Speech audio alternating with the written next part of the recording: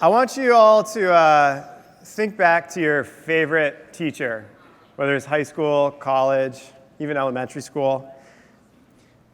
And if you're like me, like that was a person who could open up your mind to new things, to sit in conversation and listen to you about a topic, and then ask probing questions to point your thinking and maybe even your life in a whole new trajectory.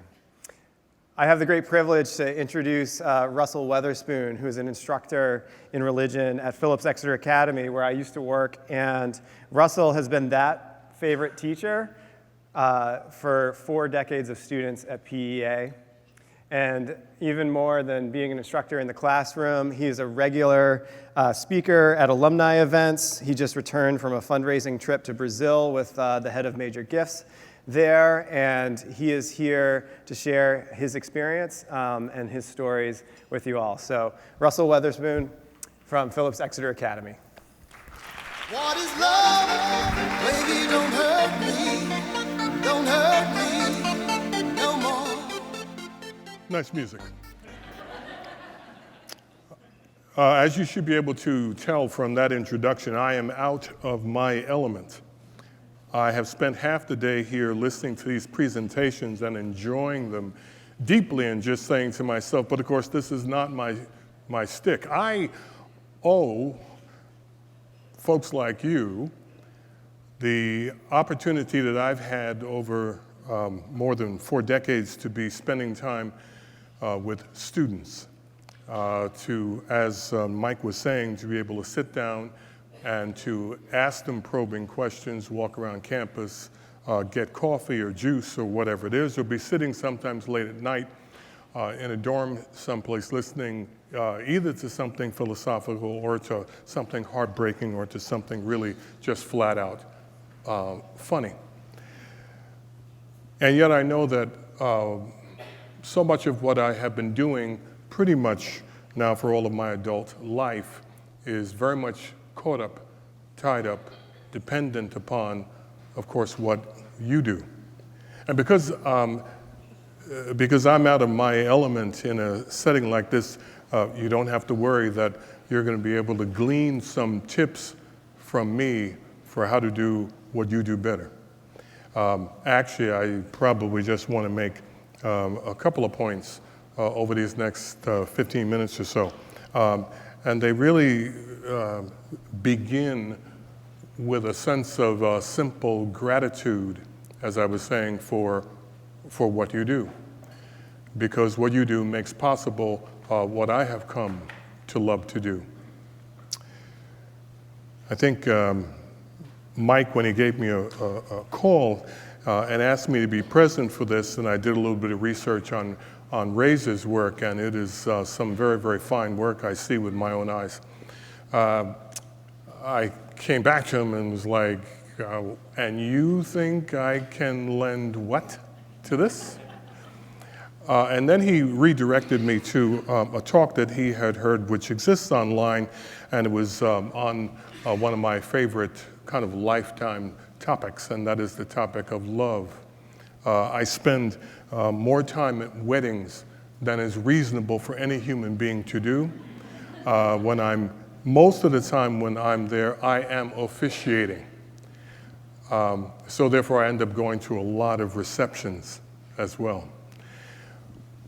Before I officiate a wedding, I try to sit down with the couple and persuade them to be clear about whether or not they really want to get married. I try to explain to them that in the weeks and months between the time we start talking and the wedding occurs, that they should not actually be spending most of their time picking out desserts or picking out reception sites or thinking about whether or not she should say yes to the dress. But rather we ought to be asking ourselves some very hard questions about what it really means to be married, because falling in love is, well, I guess like the expression says, I'm not sure how much it takes to fall. A good trip will do. what is that, that wonderful line from that romantic song? Some say that falling in love is wonderful. It's wonderful, so they say, and fairly easy. And if you don't want to fall in love, you can always fall in lust via Tinder or any one of a number of other apps.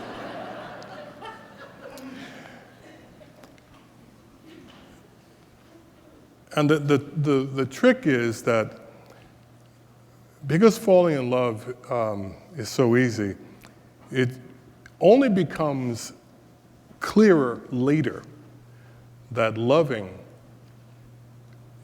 is a series of steps upward, and that falling in love is the invitation to doing something which pretty much uses up the rest of your life. Any of you, for instance, who have children understand that perhaps at one point when you decided to get together with this significant other and have a lifetime partnership of one type or another, and you either had children or you adopted children or you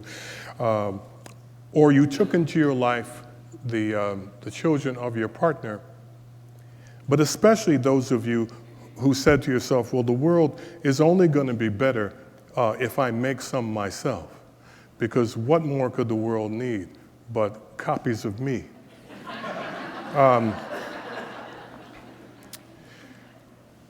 You know, I take you back 2 steps. You grew up in a family, and there were moments when you thought, and maybe even said, you know, I didn't choose this family. Indeed, there are some of you, I will not ask you to raise your hands, but there were some of you out there who actually said to your mother or your father, I didn't ask to be born. And by that, you simply meant, you know, I am not responsible for this life that I have, and I'm not responsible for being your son or your daughter. And you could have done me a favor by refraining from sex that night. Then you get a bit older, and you actually choose somebody to marry. You choose. This is the kind of thing where now you can't go back and blame somebody else. And sometimes when you, after falling in love and choosing to marry, you discover how much of a challenge it is to be with another person after the fumes of romance have dissipated a bit. And you see that you have another human being staring you back in the face, a person who is as fallible, ornery, unpredictable sometimes as yourself. And so frequently then you resolve that, or you think you're solving that by again deciding to go out and have some miniatures who will be ever so much better. And then you begin to realize that, that marriage is actually designed to kill you.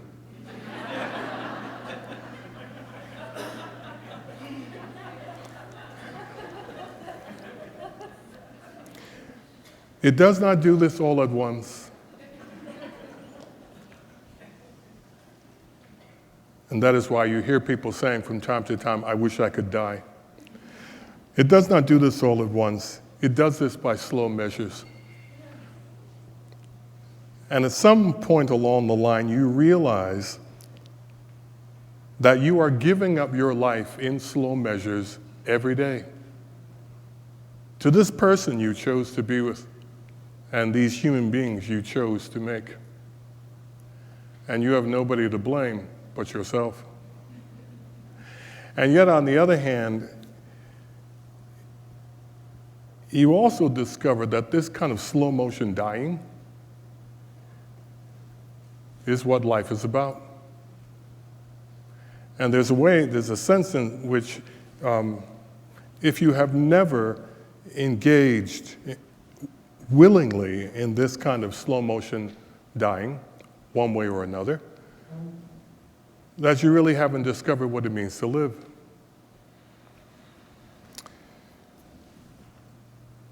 The teacher sometimes thinks that the teacher is teaching a subject. He or she might come to the task and think, I'm going to make things better by making sure that my students understand the interlocking facts and drives of history. Or I'm going to help my students think more logically and clearly as I take them through algebra, trigonometry, geometry, or calculus, or whatever the subject may be. But you can't go too far down the road of teaching before it starts to become clear to you that your students don't actually remember what you teach. That they are very good at forgetting whatever those units were that you went through. And as a matter of fact, they take great pride in that. They will hold on to information really only so long as is required for the test. And then it evaporates like most other things. And it doesn't take very long before you begin to realize that the core thing that you're actually teaching really is yourself. And the thing that they will remember decades from now, really, is you. Don't get me wrong. I can remember two of the most powerful intellectual, actually three of the most powerful intellectual moments that occurred when I was in a classroom. Once in elementary school, twice in high school. But I remember much more profoundly the people who taught me in the sense that I remember their personhood. So it's clear to me over time that the true legacy is, for a teacher, is himself or herself. And so long ago, I began to realize that one of the things I needed to do was take a much longer range view of the project. And not to worry so much about great expectations or whatever it was that we were studying, but actually this person in front of me who was probably going to be with me for about 10 or 12 weeks, but who was ultimately going to grow up to be an adult. And I began to think about every student that I had in a much more long-range view. And when I started talking with them personally, I would ask them to think about the decisions they were making in terms of the version of themselves 10 years hence. And I would ask them, by the way, what do you think the 26-year-old version of you is going to make of this 16-year-old's decision? Because the 26-year-old version of you is depending on what the 16-year-old is choosing. And it has been a delight for me over many years to be able to then be able to speak to the 26-year-old and the 36-year-old and the 46-year-old. Because the real deal is that while I encounter people when they are young, they refuse to remain young. They insist on continuing to grow. By the way, could I share a secret with you? When you were very young, you used to talk about growing up. And sometimes people used to look at you and say to you, oh, why don't you grow up? You may have gotten the impression that by the time you got 21 or 22 or 25 that you had grown up. But I think that you suspect the real truth, which is that you are still growing up. For instance, how many of you have been the age that you are now? How many of you have been that age before? You are still growing up. And to be able to recognize that, well, okay, I'm meeting you at this moment in your life, but there's an excellent chance that I may be able to encounter you in another decade or two. And what are you not only going to be thinking about yourself in your new version that's 10 years down the road, but actually, what also will you be thinking about the quality of our interaction when you look back 10 or 20 years hence? When you think about the quality of our interaction 10 or 20 years hence, will you be able to recognize that what you experienced fundamentally was not only good service, good professional outlays, but also, frankly, love? I'm not obviously talking about romantic love. I'm just talking about the kind of love that recognizes, maybe first off, is that this moment is not the end of your life. And that whatever it is that I'm doing with you, I want you a decade from now, or 2 decades from now, I want you to look back on this interaction with me and with what I represent, the school that I'm part of, the institution I'm part of. I want you to be able, when you sit down and you start writing your memoir, because people sometimes do that, or you're writing your journal. If I end up featuring in that document, I would like you, in one way, shape, or form, to be able to reflect back on the way we interacted and say, you know something? I was taught, I was helped, I was serviced, I was loved in a very mature way, so that when I reflect on that experience, it's still building into me lessons about how to be with other people as I go through life. As Mike was saying, I just came back literally last week from a visit in Brazil. While I was there in Sao Paulo and in Rio, I spent time with a number of alums who I've taught a long time ago, people who already have their own families, and et cetera, et cetera. And of course, I was delighted to be able to make that reconnection. But what was far more inspiring was to be with the Major Gifts officer who was continuing the ongoing relationship building, not only with them, but with every other person that we made contact. I know there are many of you in this room who do this on a regular basis. And as you communicate to people not only the needs of your institution and its various programs, but you also communicate ongoing care, personal care, that of course becomes such a powerful tool for other human beings' growth. As you reach out to them and you remind them, yes, here is a way either that you can support the institution in its totality, or you can focus on this particular program right here. This is the way that the adult, of course, begins to grow himself or herself. Indeed, simply being asked.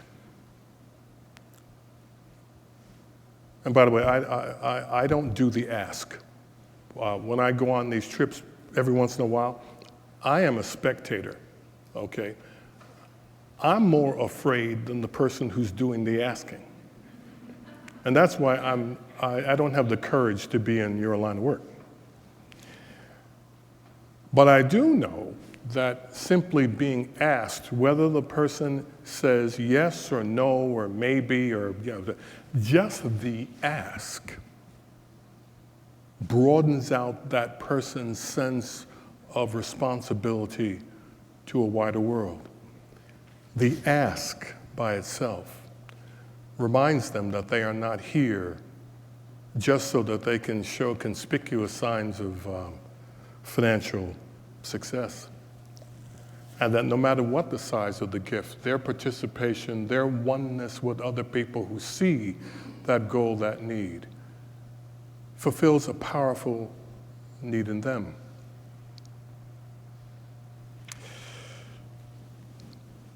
My suspicion is that, having watched people from my own institution do this over several decades now, my suspicion is that you are either called to this or that you are early in your career and trying to figure out whether this is your calling.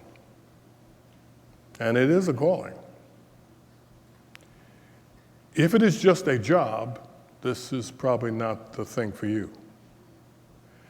But if you are called to it, then it is a mode of love for many, many, many people, both giver and receivers.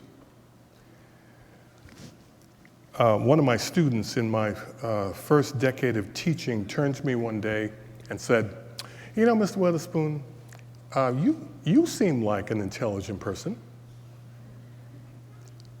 I was hurt by the verb seem. I sensed that he was giving himself an out. "You seem like an intelligent person. And you also seem like you could be doing things that are really would make a lot more money. Why are you here teaching at this school?" I said to him, "All right, tell me, or at least give me a suggestion of something that I could do which would be more worthwhile than spending my life on you." There was a long silence, sort of the way people are when they see a group photograph. You know how they look for themselves first?